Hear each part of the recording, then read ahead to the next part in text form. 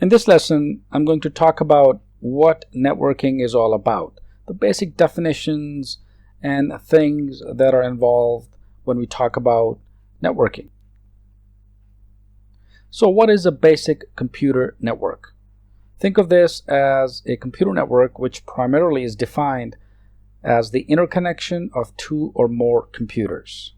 Now this could be other devices as well. Nowadays we have mobile devices, we have wireless computing, for example, and so on. But just the very basics is the fact that a computer network is defined as the interconnection of two or more computers, and these computers can be connected through any medium, so physical cables or wireless and so on. It is done to enable the computers to communicate and share available resources. Just like when we receive emails, we send documents, attachments, and so on. Sharing of resources such as printers.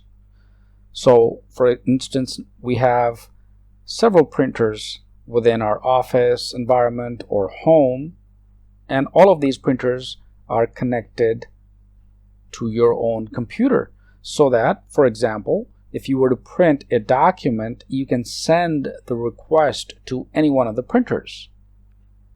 Sharing of expensive softwares and databases.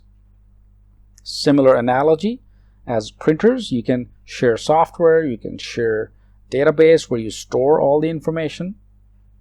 Communication from one computer to another. The exchange of data and information among users via the network. So a good example is email. So you send out an email, it goes from your mobile device, your laptop, your personal computer, for example, to someone else's computer, laptop, and mobile device. Sharing of information over geographically wide areas. So it doesn't really matter where the person is, whether the person resides in New York or San Francisco, from one city to another city, it doesn't really matter, or even from one country to another country. So all of these definitions essentially make up what we call today is a computer network.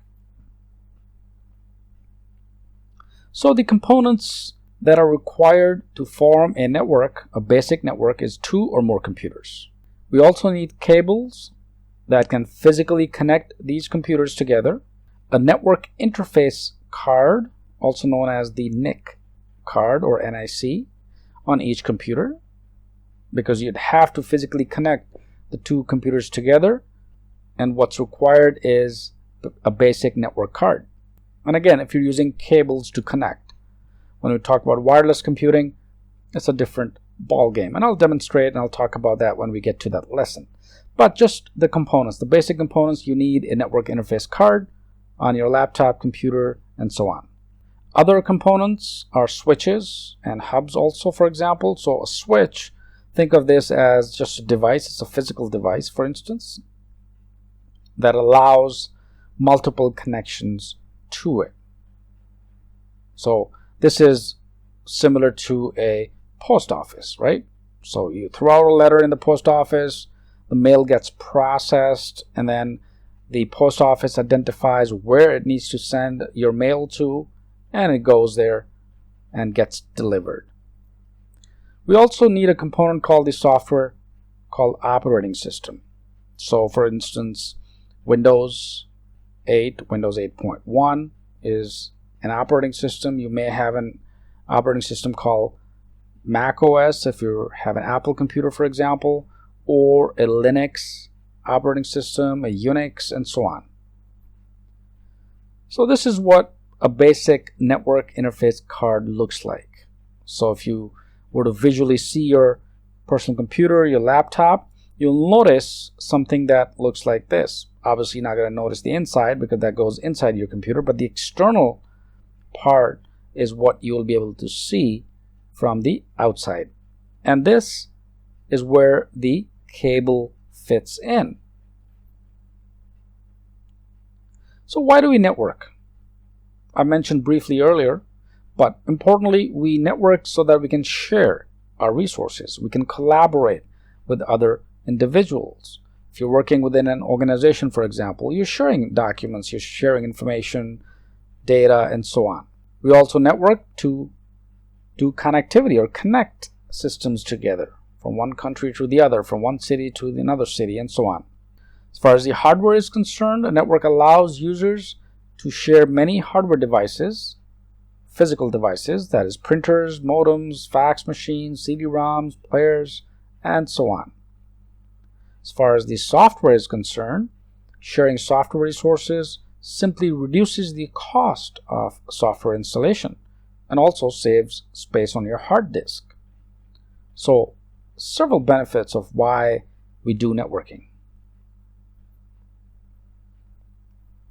Here's the list of all these benefits. Some additional benefits as well. Increased speed. For example, if I were to send an email, it reaches instantly as opposed to using the regular post office to deliver a letter.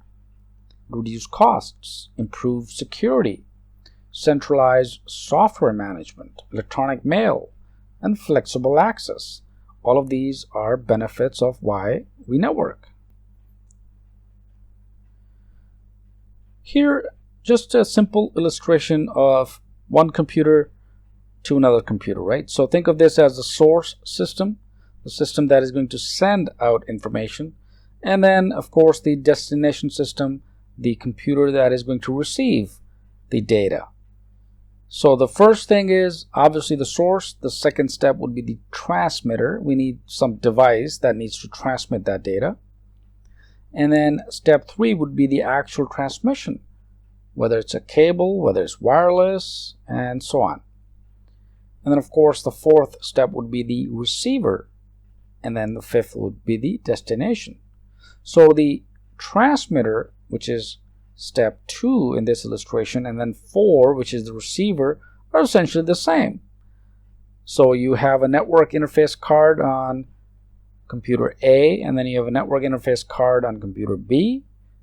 So both of these are basically acting as a transmitter from the source system, and then the receiver at the destination system. In between, which is number 3, is actually the medium of transmission, cable, wireless, and so on. So just a simple workstation PC sending data from one to the other, and the middle is the actual medium of transmission. So I hope this helps. Practice with these concepts, and let's move to the next lesson.